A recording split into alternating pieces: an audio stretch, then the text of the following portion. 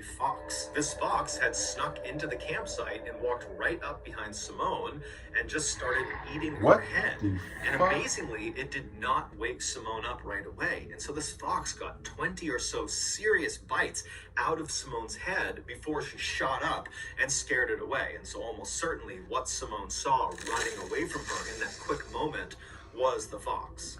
That's why I say I would never do anything that's in the woods or the forest, because, you know, the damn animals and plus them bugs. No. That's why I say I would never go to no camping, because you never know what the fuck is out there. Bears, all that, you know? Like,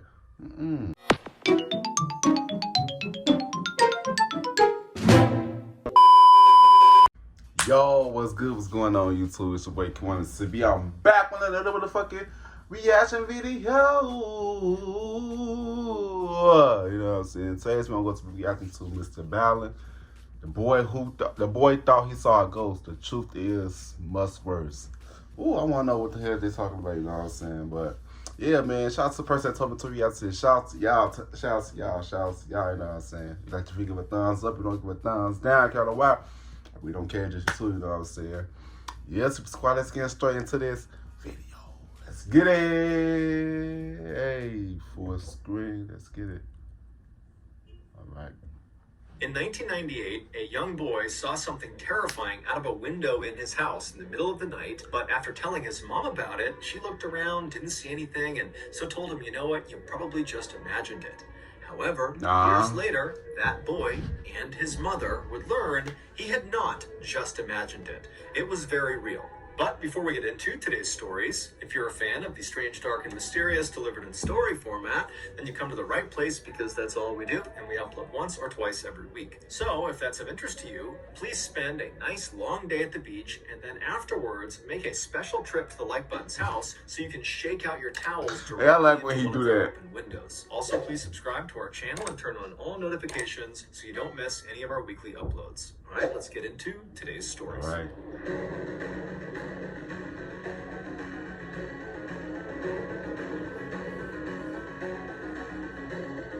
Crash, no 3. Cranbrook, which is a small snowy town in British Columbia, Canada, used to be a place no one had heard of. Then Isaiah Otieno changed that. In 2006, an 18-year-old smiling young man named Isaiah Otieno stepped off of a plane in Cranbrook and began making his way toward the baggage claim. As he walked, everyone in the airport stopped and stared up at him. Isaiah was 6'9" tall, and he was from Kenya, making him easily one of the most unique people in all of Cranbrook. Isaiah, who was the son of a Kenyan politician, had worked really hard to earn his slot at the local university called the College of the Rockies. His plan was to use that degree to get a great job so he could help support his family back in Nairobi. Not long after the first semester of Isaiah's freshman year had started, he was not only flourishing academically, but also socially. His big smile and his charm and his incredibly good manners had earned him many friends, as well as the nickname, the Gentle Giant. But the person Isaiah most closely bonded with while he was in Cranbrook was another student. Okay, a lot of people they be so amazed because somebody's so damn tall. Like, oh my God, damn. Like, a lot of thoughts just be wandering, and then he like, damn, how the fuck do you sleep? What size? How you custom made your shoes? Like, how you get your clothes custom made? Things like that. Well, if I see somebody real taller than me, I'm like, damn, it probably be hard for you. You know what I'm saying? But that's this video. Isaac Hockley. Isaac, in addition to being a student at the College of the Rockies, was also a passionate photographer and actually worked part-time for the local newspaper as a freelance photographer. Isaac and Isaiah had briefly met in late 2006 at their campus's billiard halls when they were both playing pool, but that interaction had not made them friends. What had cemented their friendship and made them very, very close was one night in early 2007, Isaiah had gotten a job as a bouncer at a local bar because he's 6'9". 9, and so he was the bouncer, and Isaac had come to that bar, not to see Isaiah, just to go to the bar, and so Isaiah's at the front, he's checking people in, and then he hears this commotion in the bar behind him, and he turns and he sees Isaac is getting attacked by this huge guy that's way stronger than him, who looked like he was the aggressor in the fight. And so without any hesitation, Isaiah turns and just starts galloping into the bar. He's leaping over chairs, he's leaping over tables, and he jumps into the fray, and he fought off Isaac's attacker. And so after the dust settled, Isaac was so thankful for Isaiah, even though Isaiah kind of downplayed it and acted like it was no big deal. But either way, the experience totally bonded these two very different people. I already got their names confused, mixed up. Totally Isaac and Isaiah. Over the next couple of semesters, the pair would often go off on long rides outside of Cranbrook into the mountains and the forests, and they would just chat. Isaiah would talk about what it was like to live in Kenya and how he was really here to try to be successful like his father. And Isaac would talk to Isaiah about his passion for photography and what it was like growing up in Canada around Cranbrook. On one very memorable drive, the pair were driving at night along this kind of winding road that went through a forest, when all of a sudden a moose leapt onto the road and blocked their way. And so Isaac at the last second had to swerve to avoid the moose. But ultimately, they did not get into an accident, and it was just a close call. So Isaac was totally fine. He had kind of recovered within seconds of getting past the moose. But Isaiah, who was in the passenger seat, was totally shaken up by it. And when Isaac started talking to Isaiah about why he was so shaken up, because after all, they're fine, they did not get into an accident, Isaiah would admit that he wasn't shaken up because they almost got into an accident. He was shaken up because he saw a moose. He didn't know moose existed, and so seeing this enormous creature suddenly... Hey, them moose, I heard that the mooses be big as fuck though. They be big. They bigger than what they seem to be on TV and shit. Like mooses, I heard that mooses are huge, big as your fucking car, like a truck size. I'm like, damn. But I feel like if I'm just telling me that the moose is like trying to stop him from something. You know what I'm saying? I don't know. I'm a very spiritual person. Like I always dig deep into things. Like I feel like the moose was there to prevent him for. I feel like the moose was there to prevent something from happening. I don't know. I don't know if it was me. I don't know. That's the video. In the middle of the road right in front of them just had totally spooked him. And so after this, Isaac loved to bring this story up as a way of kind of making fun of Isaiah for his fear of moose, but it was totally in a loving way, and Isaiah would always laugh right along with him. But despite how well everything was going in both Isaiah and Isaac's lives to that point, everything would come crashing down in 2008. On May 13th, 2008, so 2 years after Isaiah showed up in Canada, Isaac got a phone call from his employer, the local newspaper, who told him he needed to head into town to take some pictures of a crash that had just happened. A helicopter had been flying over Cranbrook conducting a power line survey when they had lost power and crashed. And all three people, the pilot and the two people in back who were actually doing the survey, they all died on impact. Isaac, like everybody else who heard about this, was totally shocked. One, because it was totally tragic and horrible, but two, because nothing ever happened in Cranbrook. So to have something so big like this happen right downtown was just Isaiah died? And so Isaac hopped in his car and he began making his way towards the crash site. And it didn't take long before he saw this massive ring of people right at the intersection between 10th and 14th Street.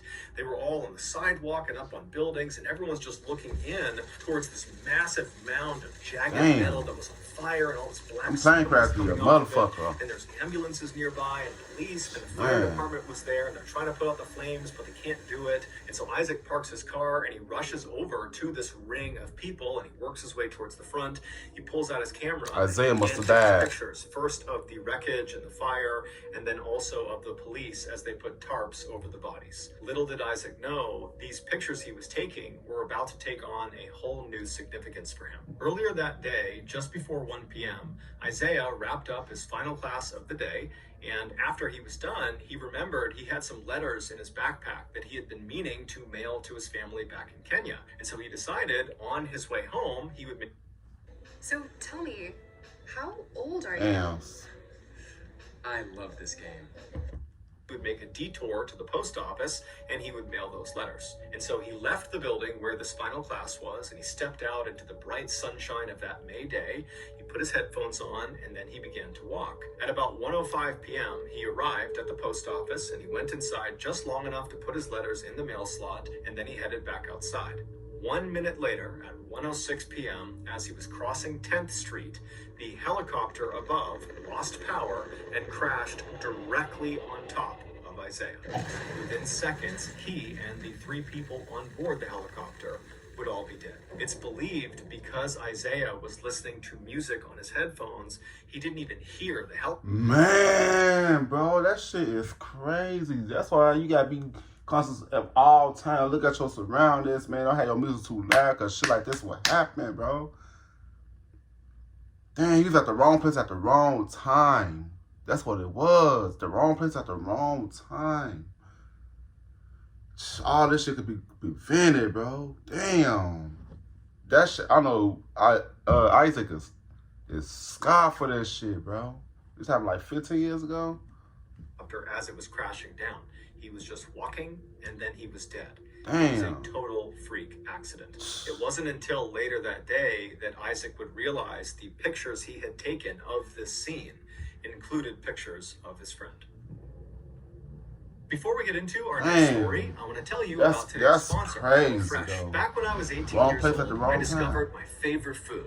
I would dump an entire sleeve of Oreo cookies into a bowl and slap a quarter cup. I love his stories, though. Back then, this nutrient-dense power breakfast gave me enough energy to get through another grueling day of playing video games while remaining unemployed in my mother's basement. But today, being a mid-30s guy, my body just doesn't respond the way it used to Oreo sleep cereal. So in recent years, I've had to work really hard to reduce my Oreo sleeve cereal intake to where it only makes up a paltry 75% of my total diet. And what I do with that massive 25% of my diet is I fill it with tasty and healthy foods like you can get through HelloFresh. HelloFresh sends you amazing food right to your doorstep. However, the catch is the meals aren't made yet. You need to make the meals. But the recipes are so easy to follow, and they perfectly pre-portion everything out when you get it. So it really is super easy. HelloFresh also has a huge menu, including vegetarian, pescatarian, fit and wholesome. So whatever your goals are, HelloFresh makes it easy to stick to them. I can't even look at food. I'm on a water diet. Really good spring menu just came out that's getting rave reviews. So if you want to be like me and stop sucking down so much Oreo sleeve cereal, then you've got to sign up for HelloFresh today.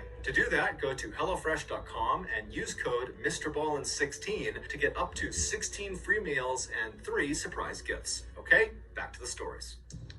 Stripes. On a warm summer night in 1998, a 7-year-old boy named Tyler Florian fell asleep watching TV on his living room couch. Tyler lived with his parents as well as his older brother, Will, who was 10 years old, in a modest 2-story home in a rural neighborhood in West Virginia. That night, Tyler's father, who normally tucked the boys in at night, was out for work. And so after Tyler fell asleep, it was his mother who gently woke him up and encouraged him to head upstairs to his room. And so Tyler, he gets off the couch and he's groggy and he makes his way over to the stairs. He climbs up the stairs and he turns right and heads down the hallway to his room. He goes into his bedroom, he climbs into his bed, and then he falls asleep. In order to understand what happens next, you need to have a good understanding of the layout of the second floor hallway.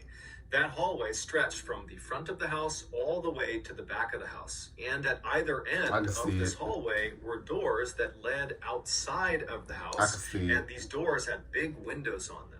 The front of the house, that door, if you walked out it, you'd be walking out onto a balcony that overlooked the front yard of the property. But if you walked out the back door of this second floor hallway, you would not be walking onto a balcony. You would not even be on the second floor. You'd be basically stepping into the backyard of the house. And the reason for this is because the house was built into That's not safe. And so the back half of the house is literally underground. It's in the hill. And so there is no door on the lower half of the house because there's just earth behind the door. And so it's that second floor doorway at the end of the hall that serves as kind of like the exit to the backyard of the house. So with that in mind, Tyler, he gets upstairs, he goes to his bedroom, which is towards the front half of this hallway, and he falls asleep. And then only about an hour after falling asleep, he An wakes up to earthquake the sound happened or of something. someone using the bathroom. Tyler's bedroom was positioned right across the hall I'm from just the saying bathroom, and his door was open, and so Tyler's laying on his bed, he opens his eyes, and he's looking through his open door at the bathroom, and the door is shut, but he can see there's light coming out from underneath the bottom of the door, so he knows someone's in there, and so Tyler's just laying there watching whoever is in there. He's assuming it's his brother, who has a habit of going to the bathroom in the middle of the night, and so he's just kind of watching, and then at some point he hears the flick of the light as it's turned off, and he sees the light disappear from inside of the bathroom. The door swings open, and sure enough, it's his brother who steps back into the hallway. His brother looks into Tyler's room, but doesn't attempt to interact with Tyler. Instead, Will just turns and walks back down the hallway towards his bedroom. And so as Tyler is listening to the sound of his brother's footsteps fade down the hallway, he closes his eyes again and prepares to go back to sleep. But as he's laying there with his eyes closed, he can tell that his brother has stopped short of his bedroom and has turned around and is now walking back up the hallway towards the bathroom and towards Tyler's room. And so Tyler opens his eyes again because he knows his brother is about to be right in front of his bedroom, and he's thinking, okay, maybe he forgot something in the bathroom. And so Tyler decides to just watch to see what his brother does. And so sure enough, Will walks all the way up until he's standing right in front of Tyler's open door. But instead of going into the bathroom, Will walks into Tyler's room. And right away, Tyler sits up and says, hey, what are you doing? What's going on? And his brother, he pauses for a second and he begins to say something that sounds like he saw something out there, but he's hesitant. He doesn't really know how he wants to frame the thing he wants to say. And so Tyler's like, come on, what are you doing? It's the middle of the night. What's going on? And finally, Will just blurts out, oh, man, hey, this should be crazy though. I keep seeing a man wearing stripes at the end of the hallway. And so Tyler, he hears this and he can't compute what he's being told. And so he just says, if I was a homeless man. What are man. you talking about, Will? What did you see in the hallway? And Will would say again, I keep seeing a man wearing stripes at the end of the hallway. I've seen him a couple times in the last couple of days. I go to the bathroom, and then when I start walking back, I see him outside the back door in our backyard. And so Tyler is so scared because his brother does not sound like he's making a joke. His brother sounds like he's telling the truth. And just the fact that his brother can't quite find the words to describe what he saw made it seem even more real. And so Tyler, he gets out of bed and he says, Will, we got to go tell Mom.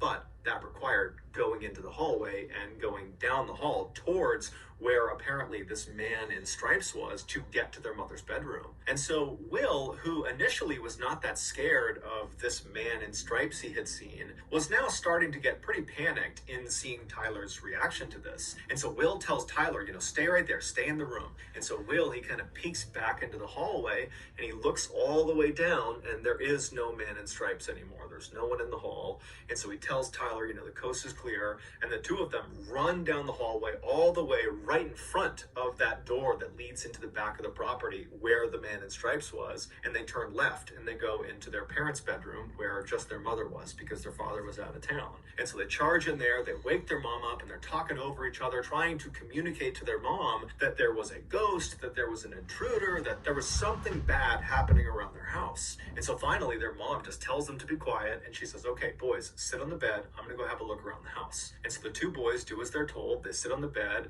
and their mom leaves the bedroom. She goes into the hallway, and she looks immediately to her left where the man in stripes supposedly was, and she doesn't see anything. She just looks out into their backyard. There's nothing there. She looks down the other direction, out the front of the house, doesn't see anything. She walks all around the house. She goes outside. She looks everywhere, but she doesn't see anyone or anything. And so eventually she comes back inside the house. She goes up to the second floor. She goes back to her bedroom, and she tells her boys, look, you probably just spooked yourselves. There is no man in stripes. You're totally safe. You're totally fine. Just go back to bed. You probably just imagined whatever you saw. And so Will, who was the one who saw the man in stripes, was very quick to accept his mother's answer. It actually seemed like it was a relief to have somebody tell him that what you had seen wasn't real. And so he very happily went back to his bed and he fell asleep. But Tyler, who had not seen the man in stripes, but had a very intense reaction to hearing his brother describe it, could not accept his mother's answer. Right. It just totally freaked Right. him out because his Right. brother was always joking around about stuff, but this did not feel like a joke. This felt very, very real. But over Trust the your course of the intuition. next couple of days, weeks, months, years, Will never claimed to see the man in stripes again, and so pretty quickly, Tyler forgot about it. Fast forward 11 years to 2009, so Tyler is now 18 years old, and he and his mom were out in the car running some errands. And as they're driving around, they were just chatting about all sorts of different things, and at some point, they began talking about one of their beloved family pets, a dog named Max that they had when Tyler was really young. And so as they're kind of swapping stories about all the goofy things that this dog did, Tyler's mom suddenly says, "Hey, Tyler, do you remember the time that I opened the front door to let the cops into the house and Max came bounding into the house and he went right into the kitchen and he ripped open all the food?" And Tyler's looking at his mom like, "Wait, when did the cops come to our house? When did you open the door to let the cops come into our house?" And as soon as Tyler said this to his mom looked at him as if she had just given away something she hadn't meant to. And then she kind of relaxed and said, "You know what? I never got around to telling you. Now that I'm thinking about it, you and your brother were asleep and you didn't even know this happened. And then afterward, me and your father decided not to tell you guys because we didn't want to scare you. Back when you were about 7 years old and Will was about 10 years old, your dad was away at work and we were all asleep one night when suddenly I wake up to the sound of someone or something moving around outside of our house. And so I sit up in bed and I go into the hallway and I look left and I look out that door into our backyard and I see standing up against the glass this man with his hands pressed to the window looking into the house." And so Tyler's mom would tell him how she totally freaked out and she flipped on the lights and it scared this guy who ran off, and then she called the police and then the police showed up, and that's when their dog Max came bounding inside and shredded the bag of food. And the police, they searched the property, but apparently they never found this guy. Tyler's mom would go on to tell him that the police warned her that her description of this man that was standing at their back door matched the description of a man who was wanted for murder who was on the loose in the area. Tyler was dumbfounded. He didn't remember this because obviously he had been asleep, because this is something he would have remembered. And so he had so many questions about this whole situation. But the first question he asked his mom was, "Well, what did he look like?" And his mom said, "Well, he was tall, he had dark hair, he had blue jeans on, and oh, you know what? He had a striped shirt on."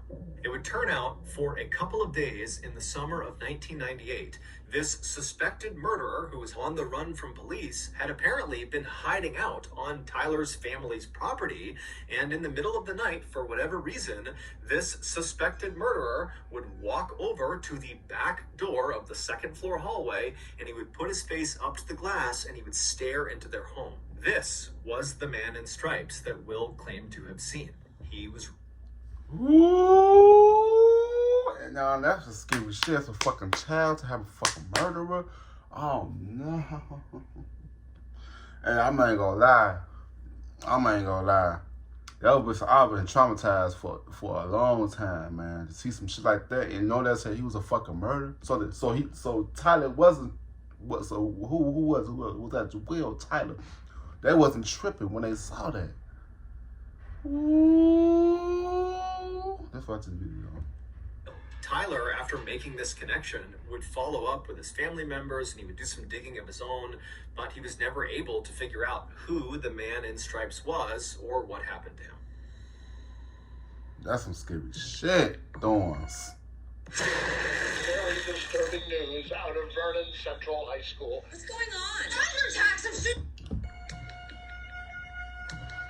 In 2012, a 22-year-old woman named Simone was living in a small winemaking village called Rüdesheim am Rhein, which is located in southwestern Germany. This village is strikingly beautiful. It's full of quaint European homes, and there's lots of rolling green hills with vineyards as far as the eye can see, and the village sits right on the banks of the Rhine River. Simone had grown up in this picturesque village, and she had loved it, but this was going to be her last summer before she left and headed off to New York City to start the next chapter of her life. And while she was excited about that, she was also kind of sad because this village and everybody inside of it were the only things she had ever known, and so the idea of leaving them behind just seemed very strange to her. But instead of focusing on the kind of growing anxiety around her imminent departure from Germany, she focused on what she would be doing that summer while she was still in Germany. Some of Simone's fondest memories of her childhood were of her time spent at summer camp.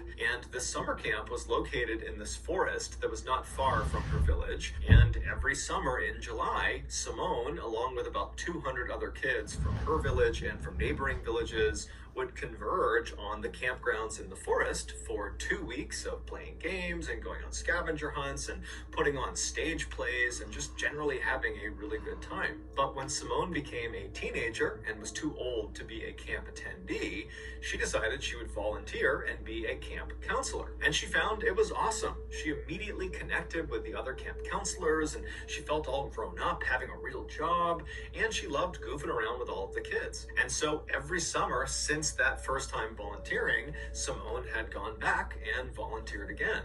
And this summer was no different. So in mid-July of that year, Simone packed up her things and she headed off to the forest. The way this camp worked was the 200 plus kids that were attending the camp, they would get dropped off in the mornings each day by their parents, and they'd play and run around all day. I used to go and to then camp. in the late afternoon, their parents would come back and pick them up. So none of the kids were sleeping over at the camp during these 2 weeks. However, the 30 plus counselors, they would just stay at the camp for the full 2 weeks. They would just sleep in tents out in the forest. Hell no. Technically, Sorry. the reason they did this was to make sure they had enough time in the wouldn't do morning that. to prep I the have to watch them campgrounds for the kids, on and then Friday also in 13th. the evenings to have enough time to clean up and kind of have it ready for the next day. But in reality, Simone and the other counselors all knew that the camping out in the forest was the best part of the volunteer experience. After all the kids went home for the night, all of the counselors would finish up all of their duties and then rush off into the forest where their tents were and where there was a fire pit, and they would have some beers and wine because the legal drinking age in Germany is actually 16. So all these counselors are having a couple of drinks, and then before long they'd be laughing and telling stories and just generally having a great time. So that July in 2012, Simone and the other counselors arrived at the campgrounds a day early, and they caught up with each other and they prepared the campground. And then the next morning, all the kids showed up and everything went off without a hitch. And then that afternoon, after all the kids had been picked up by their parents, Simone and the other counselors rushed to finish up all their duties and then headed off into the woods to enjoy their first night hanging out together. After a couple of beers had been passed around the campfire, everybody was in good spirits and laughing and telling stories, but pretty quickly people started to fade and get tired because, it was their first day back at camp and it had been a long, tiring day, and so people very gradually began retiring to their tents to go to bed. And eventually Simone too had crawled into her tent and gotten onto her cot to try to sleep herself, but she found that night it was so hot she couldn't be in her tent. It was stifling inside of there. And so she decides she's just going to sleep out in the open where it's a little bit cooler. And so she picks up her fold-up cot and she brings it out into the open, and she sees there are several other counselors who have done the same thing. And so she puts her cot down next to one of her good friends who's already asleep in her cot. I can't be out there because them bugs and shit. I do not like bugs. I do not like bugs. I can't do that camping in the forest and shit. Hell no, I can't do that shit. I cannot do. I love nature, but I can't deal with them bugs. Them bugs gotta go. I'm sorry. Gotta go. That's what I said. Simone climbs into her cot, she gets under her covers, and she tries to fall asleep. But for the next hour, Simone just tosses and turns, she can't get comfortable, and by that time, everybody else has completely passed out. So it's just her, she's counting down the time until she has to get up again to start the next day, and so she's getting stressed about that. But eventually, she would fall asleep. However, she would immediately be thrust into one of the most visceral and intense nightmares she had ever had in her entire life. In her dream, she opens her eyes and she looks out in front of her, and it's this desert city, and there are hundreds of people all in front of her, just standing there looking up at her. And then she notices on her left and on her right are these two men, these big, huge men that are both working on something behind her. She doesn't really know what it is, but they're obviously busy doing something. and she kind of glances up at one of them, and she notices he's holding something that looks like a wreath, like a holiday wreath you would hang on your door. And so Simone looks away from the guy with the wreath and just looks back out at this huge sea of people, which is totally bizarre because no one's moving, no one's making any sound, they're just staring at her. And then she feels this shooting pain in the top of her head. The man who was standing on her right was not holding a holiday wreath. He was holding a crown of thorns, and now he, along with the guy on the other side of her, were working together to press this crown of thorns into her head. And so Simone is feeling the thorns being pressed deeper and deeper into her scalp, and she tries to fight them off, but she realizes she can't move. She can't even turn her head to look at them. She can only see them. Nah, that's some scary shit, bro. Damn, I'm not gonna lie, them dreams will be feeling real as hell, bro. Them dreams be feeling real. She must. But I heard that dreams come from like nightmares come from like what you eating and shit, like hot, like high blood pressure. It's something. It's something why you have nightmares. I forgot what it was. But them dreams be feeling so fucking real. It do. I swear to God, bro. Let's watch the video. Of her periphery vision, and then she tries to scream out for help to someone in the crowd to come help her. But she couldn't. But when she opens her mouth, no sound comes out. Sleep and paralysis. So as she's sitting there, all she can do is stare straight out ahead of her as the pressure of these thorns are driven deeper and deeper into her skin. And then at some point, blood begins dripping down in front of her eyes, and around that point, the pain became so blinding, so awful, that it woke her up. And as soon as she woke up, she shot up and she reached for her head to make sure there was no crown of thorns on her. And as she's doing that, she's thinking, okay, phew, it was just a dream. It was just a horrible dream. I'm in this forest. I'm good. I'm safe. And as she's kind of patting on her head, she's realizing her head is wet. And as she's touching her head, she's realizing it hurts. There's a stinging pain in her head. And then she realizes it's not just a stinging pain, it's a throbbing, intense pain all over her head. And so as she's kind of having this realization that her dream is now kind of segued into her real life, she looks out ahead of her and she sees off in the distance in the tree line, something is running through the woods. She can't tell who or what it is, but she makes a mental note that there is someone running away from them. But this pain in her head has gotten so intense that she can't focus on anything else. She can only focus on the pain. And as she's thinking about how much her head hurts, she screams in pain. And the girl who was laying next to her that had been asleep, she wakes up to the sound of the scream, but it's totally pitch black. She has no idea what's going on with Simone. And so this girl, she sits up and she's trying to get Simone to tell her what's going on, but Simone has no idea. She's totally frantic. She can't really make sense of what's happening.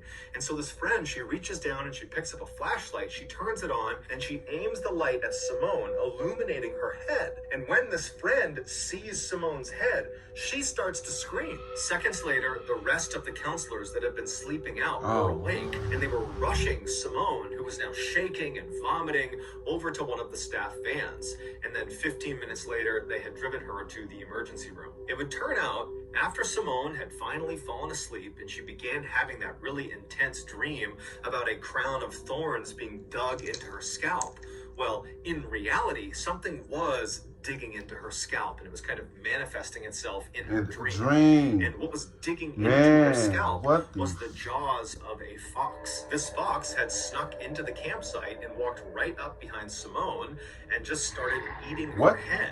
And amazingly, it did not wake Simone up right away. And so this fox got 20 or so serious bites out of Simone's head before she shot up and scared it away. And so almost certainly what Simone saw running away from her in that quick moment was the fox.